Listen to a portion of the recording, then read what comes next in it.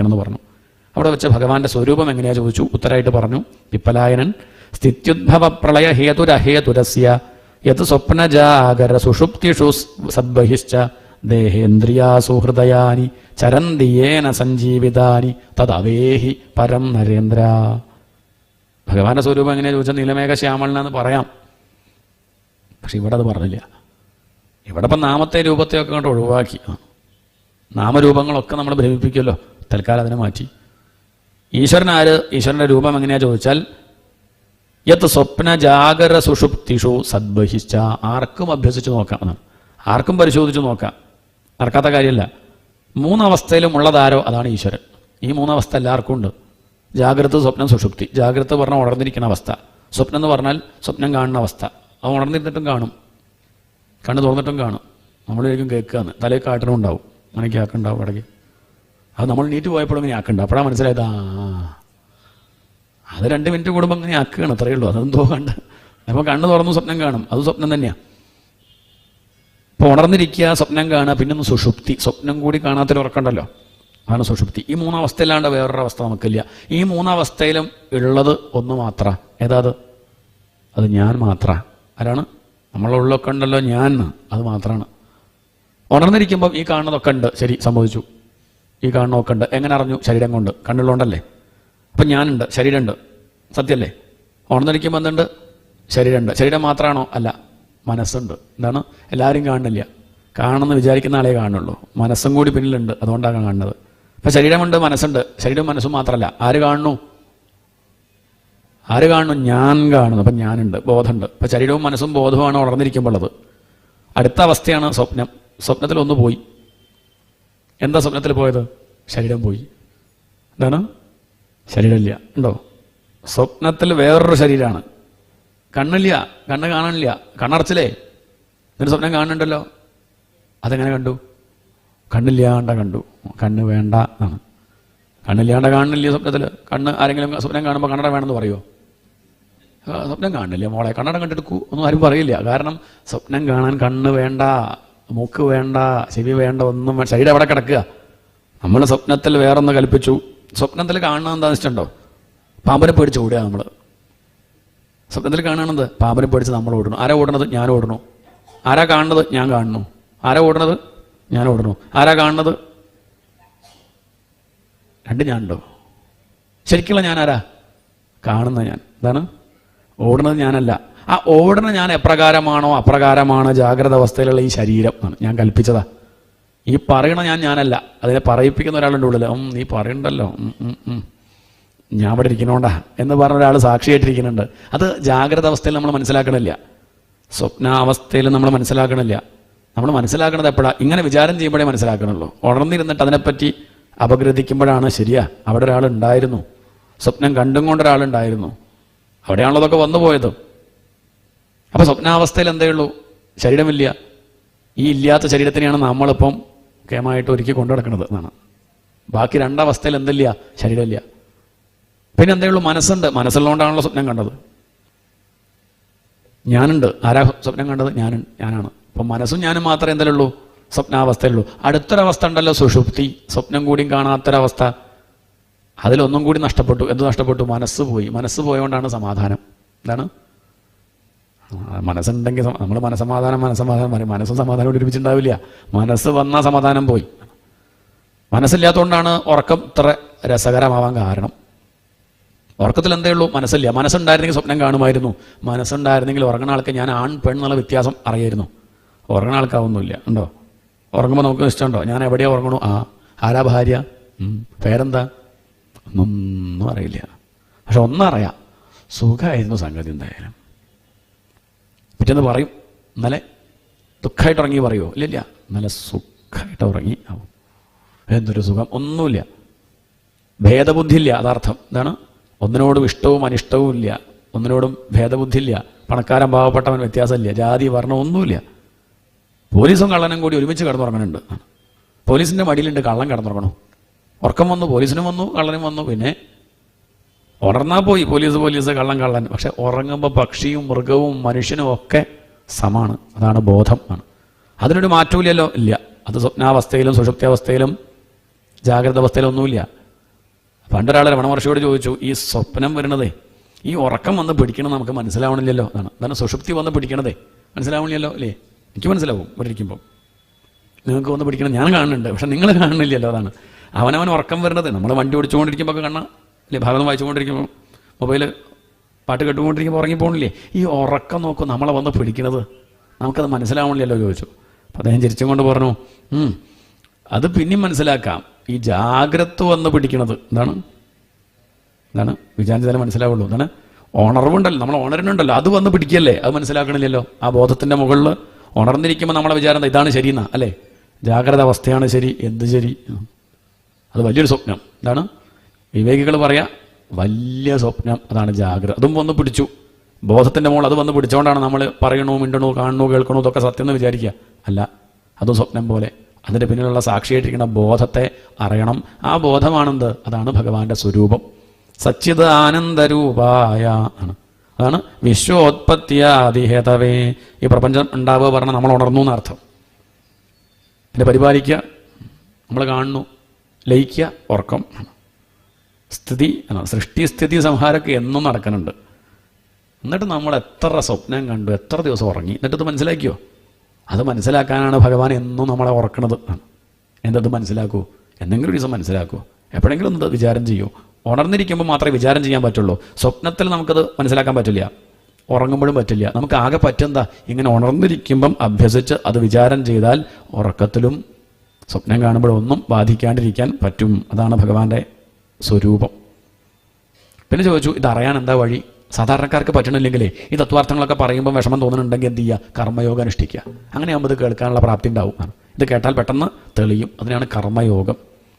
ചെയ്യുന്ന കർമ്മങ്ങളൊക്കെ ഫലം ആഗ്രഹിക്കാണ്ട് ഈശ്വരാർപ്പണമായിട്ട് ചെയ്യുക, അത്രയേ വേണ്ടൂ. അപ്പോൾ ഹൃദയം ശുദ്ധമാകുമ്പം ഈ വക തത്വാർത്ഥങ്ങൾ എളുപ്പം മനസ്സിലാക്കാൻ സാധിക്കും. ഒന്നും പ്രതീക്ഷിക്കേണ്ട. സേവ പറഞ്ഞ ഫലം ആഗ്രഹിക്കാണ്ട ചെയ്യല, ലോക നന്മ പ്രാർത്ഥിച്ചും കൊണ്ട് ചെയ്യുക. താങ്ക്സ് പോലും പ്രതീക്ഷിക്കേണ്ട, ചിരി പോലും പ്രതീക്ഷിക്കേണ്ട. അങ്ങനെ കർമ്മം ചെയ്യുക ഈശ്വരാർപ്പണമായിട്ട്. ശരിക്കും പറഞ്ഞാൽ അങ്ങനെ കർമ്മം ചെയ്ത് ഹൃദയം ശുദ്ധമാവണം. അതിനു വേണ്ടിയിട്ടാണ് ഇവിടെ എല്ലാം വിധിച്ചത്, കർമ്മങ്ങളൊക്കെ വിധിച്ചത്. പരോക്ഷവാദോ വേദോയം ബാലാനാമനുശാസനം കർമ്മമോക്ഷായ കർമാണി. ഇവിടെ കർമ്മം വിധിച്ചു തന്നെ കർമ്മമോക്ഷത്തിന് വേണ്ടിയിട്ടാണ്, കർമ്മം ചെയ്യാനല്ല. കർമ്മം കൊണ്ട് ഈശ്വരനെ കിട്ടില്ല, കർമ്മം കൊണ്ട് ഈശ്വരനെ കിട്ടില്ല. പിന്നെ കർമ്മം വിധിച്ചത് എന്തിനാ? അതെന്തിനാ വെച്ചാൽ കർമ്മം കൊണ്ട് കിട്ടില്ല എന്ന് അറിയണമെങ്കിൽ കർമ്മം ചെയ്യണ്ടേ? എന്താണ് മനസ്സിലാവണം. അതിന് വേണ്ടിയിട്ടാണ് കർമ്മം കൊണ്ട് കിട്ടില്ല എന്ന് അറിയണമെങ്കിൽ കർമ്മം ചെയ്യണം. കാരണം നമ്മുടെയൊക്കെ ഒരു ധാരണ കർമ്മം കൊണ്ടാണ് നമ്മൾ ഓരോന്നും എല്ലാം ലോകത്തിലെല്ലാം കർമ്മം ചെയ്തിട്ടാണ് ഫലം വാങ്ങുക. അത് ശീലിച്ച് ഭഗവാനെ കിട്ടണമെങ്കിൽ എന്തൊക്കെയോ ചെയ്യണം എന്നൊരു വിചാരമുണ്ട്. അങ്ങനെ ഇരിക്കുമ്പോൾ പറയും മൂക്ക് പിടിച്ചിരിക്കും, തല കുത്തിരിക്കൂ എന്നൊക്കെ പറയുമ്പോൾ നമ്മളത് വെറുതെ ഇരുന്നാൽ കിട്ടുമെന്ന് പറഞ്ഞാൽ ആരും ചെയ്യില്ല. രമണ മഹർഷിയൊക്കെ പറയാ ചുമ്മാ ഇരുന്നാണ്, ഇപ്പോഴുള്ള അഭ്യാസം ഒഴിവാക്കിയാൽ കിട്ടും എന്നാണ്. ഇപ്പം നമ്മൾ പലതും ചെയ്തുകൊണ്ടിരിക്കുക. അത് ഒഴിവാക്കിയാൽ വെറുതെ എങ്ങനെ ഇരുന്നാൽ ആരും വെറുതെ ഇരിക്കണില്ലല്ലോ. ഒരു 10 സെക്കൻഡ് ഒന്നും വെറുതെ ഇരിക്കും പറ്റില്ല, അപ്പോഴേക്കും സാധിക്കണില്ല. വെറുതെ ഇരിക്കുന്നവർക്ക് കിട്ടുള്ളൂ ഈശ്വരനെ. ആ വെറുതെ ഇരിക്കാൻ പഠിപ്പിക്കലാണ് കർമ്മം. എന്താണ് വെറുതെ ഇരിക്കാൻ നമ്മളെ പഠിപ്പിക്കുക. സൽക്കർമ്മം ചെയ്യുക പറഞ്ഞാൽ ദുഷ്കർമ്മം കൊണ്ട് വന്നുപോയ ആ പ്രശ്നം അതില്ലാണ്ടാവണ്ടേ? അതില്ലാണ്ടാക്കാൻ വേണ്ടിയിട്ടാണ്, ആ കളങ്കം ഇല്ലാണ്ടാക്കാൻ സൽക്കർമ്മം വിധിച്ചു. ഏതുപോലെ നെയ്യ് കഴിച്ച് ദഹനക്കേട് വന്നു, ഡോക്ടറെ കാണിച്ചു, വൈദ്യരെ കാണിച്ചപ്പോൾ വൈദ്യര് മരുന്ന് കൊടുത്തപ്പോൾ അതും ഒരു നെയ്യാ. വൈദ്യരെ നെയ്യ് കഴിച്ചിട്ട് ആ പ്രശ്നമായത്. ആ കുഴപ്പമില്ല, ഈ നെയ്യിൽ ഔഷധം ചേർത്തിട്ടുണ്ട്, ഇത് കഴിച്ചാൽ ആ പ്രശ്നം പോവും. കർമ്മം കൊണ്ട് വന്ന് ദോഷം തീർക്കാൻ വേറൊരു കർമ്മം. ആ കർമ്മം എന്താണ്? ഈശ്വരാർപ്പണമായിട്ട് കർമ്മം ചെയ്യുക. ഇപ്പോൾ ഇത്രയും കാലം ചെയ്തത് അങ്ങനെയല്ല, സ്വാർത്ഥതയോടുകൂടി ഫലം ആഗ്രഹിച്ചിട്ട് ചെയ്തു. അത് മാറ്റി ഇനി അങ്ങോട്ട് ഈശ്വരാർപ്പണമായിട്ട് ചെയ്താൽ ആ ദോഷം തീരും. അപ്പോഴോ കർമ്മം ചെയ്ത് മുള്ളുകൊണ്ട് മുള്ളെടുത്ത് 2 മുള്ള് ഒഴിവാക്കുക പറയും. എന്താണ് കാലിൽ മുള്ള് കുത്തിയേ, ആ മുള്ളെടുക്കാൻ വേണ്ടി എന്ത് ചെയ്തു? വേറൊരു മുള്ളെടുത്തു. എന്നിട്ടോ കാലിൽ കുത്തിയ മുള്ളെടുത്തപ്പോഴോ എടുക്കാൻ സഹായിച്ച മുള്ളെന്ത് ചെയ്തു? എങ്ങനെയാ കളയുക? എടുക്കാൻ ആരുമില്ലായിരുന്നു എനിക്ക് ആ മുള്ളെടുക്കുക. ഈ മുള്ളല്ല എന്നെ സഹായിച്ചത്, അത് കിശയിലിട്ടു, നെഞ്ഞത്ത് കുത്തു, അതും കളയുക. അതും ഒഴിവാക്കണം. അല്ലാണ്ട് അതിനോടൊരു സ്നേഹം ആവശ്യമില്ല. ഇതുപോലെയാണ് 2 കർമ്മം, സൽക്കർമ്മം, പുണ്യം പാപം അങ്ങനെയൊന്നുമില്ല. എന്ത് ധർമ്മം? സർവധർമാൻ പരിത്യജ്യ. ആദ്യം ധർമ്മം അനുഷ്ഠിക്കണം എന്ന് പറഞ്ഞിട്ടോ ഗീതയിൽ. തുടക്കത്തിൽ ഇത് പറഞ്ഞില്ലേ, ഏറ്റവും അവസാനമേ പറയണുള്ളൂ. ആദ്യമൊക്കെ പറഞ്ഞത് സ്വധർമ്മം തന്നെ വേണം അർജുന, അതാണ് ശ്രേയസ്, അതിലൊരു വീഴ്ചയും സംഭവിക്കരുത്, കരുതണം എന്നൊക്കെ പറഞ്ഞു. അങ്ങനെ ധർമ്മം അനുഷ്ഠിച്ച് ഹൃദയം ശുദ്ധമായി കഴിഞ്ഞാൽ സർവധർമാൻ പരിത്യജ്യ, എല്ലാ നാമവും രൂപവും ഒഴിവാക്കിക്കോളും, ഒന്നും ആവശ്യമില്ല. ഉള്ളത് ഭഗവാൻ മാത്രം, അത് ഉറയ്ക്കും എന്നാണ്. കർമ്മമോക്ഷായ കർമാണി. അപ്പം ഫലശ്രുതിയോ? രോചനാർത്ഥ ഫലശ്രുതി, രുചി ഉണ്ടാവാൻ. രുചി ഉണ്ടാവാനാണ്. കഷായം കൊടുത്തിട്ട് അമ്മ ശർക്കര കൊടുക്കുമല്ലോ, അതുപോലെ. എന്തിനാ കഷായം കഴിച്ചത്? കുട്ടി പറയും ശർക്കര കിട്ടാൻ, അമ്മ പറയും രോഗം മാറാൻ. പ്രധാനം എന്താ? രോഗം മാറല. ശർക്കര കൊടുത്തു. ഇതുപോലെ ഭാഗവതം കേട്ടാൽ വിചാരിച്ചതൊക്കെ നടക്കും. ജോലി വേണം, ഓ നടക്കും. കല്യാണം കഴിയണം, ഓ കുട്ടി ഉണ്ടാവണം, ദാരിദ്ര്യം തരണം, ഒക്കെ നടക്കും. ചിലരെ വന്ന് പറയാറുണ്ട്, തിരുമേനി നടന്നിട്ടു, നടന്നു, സങ്കല്പത്തോട് കേട്ടപ്പോൾ നടക്കും, നടക്കില്ല എന്നല്ല. പക്ഷെ അതിനൊന്നും വേണ്ടിയല്ല എന്നാണ്. അതിനൊന്നും വേണ്ടിയല്ല. പ്രധാനം എന്താണ്? രോഗം മാറുക, സംസാര രോഗം ആണ്. ആ ദുഃഖം നീങ്ങാനാണ്. അത് ജോലി കിട്ടിയാലും ഇല്ലെങ്കിലും, കല്യാണം കഴിഞ്ഞാലും ഇല്ലെങ്കിലും, കുട്ടി ഉണ്ടായാലും ഇല്ലെങ്കിലും ഒക്കെ നടക്കും. അതാണ് പ്രധാനം. അതാണ് രോചനാർത്ഥ ഫലശ്രുതി. ഭഗവാന്റെ അവതാരങ്ങളിൽ വെച്ച് ഏതാ ഏറ്റവും കേമായിട്ടുള്ള അവതാരം എന്ന് ചോദിച്ചു. ഇത് ഏകാദശമായതുകൊണ്ടായിരിക്കാം ഇവിടെ പറഞ്ഞു നരനാരായണ അവതാരം കേമ. കാരണം കാമത്തെയും ക്രോധത്തെയും ജയിച്ച അവതാരമാണ്. ജയിക്കാൻ ഇവിടെ ഏറ്റവും പ്രയാസമുള്ളത് കാമവും ക്രോധവുമാണ്. അതിൽ ജയിക്കൽ വളരെ പ്രയാസമാണ്. പുറമല്ല ശത്രുക്കളൊക്കെ ഉള്ളിൽ തന്നെയാണ് കാമവും ക്രോധവും. നരനാരായണ മഹർഷി ധ്യാനിച്ചുകൊണ്ടിരിക്കുന്ന സമയത്ത് അവിടേക്ക് അപ്സര സ്ത്രീകൾ വന്ന് നൃത്തം വെച്ചു. അതിലൊന്നും ആരും ഭ്രമിച്ചില്ല. നരനാരായണ മഹർഷിയും ഭ്രമിച്ചില്ല. അവസാനം അവർ മെല്ലെ കണ്ണു തുറന്നപ്പോൾ അവർക്ക് പേടിയായി, ഇനി ശപിക്കുമോ? കാമുണ്ടായില്ല, ഇനി ക്രോധം ഉണ്ടാവുമെന്ന് പേടിച്ച് അവർ ഓടാൻ പുറപ്പെട്ടപ്പോൾ പുഞ്ചിരിച്ചും കൊണ്ട് പറഞ്ഞു, മാ ഭയിഷ്ട, വിഷമിക്കണ്ട, പേടിക്കണ്ട, ഇരിക്കൂ.